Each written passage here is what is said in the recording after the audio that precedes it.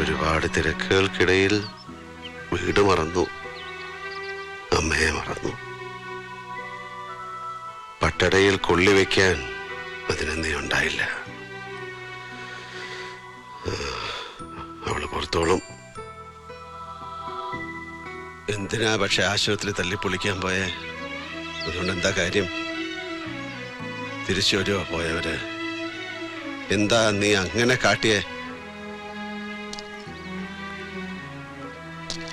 തെറ്റും ശരിയൊന്നും ചിന്തിച്ചില്ല.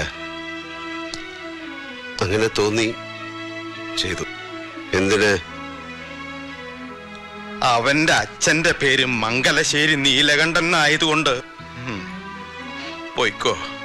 തെക്കേ കണ്ടെത്തി ചെന്ന് അമ്മയോട് പറയാനുള്ളത് പറയേ.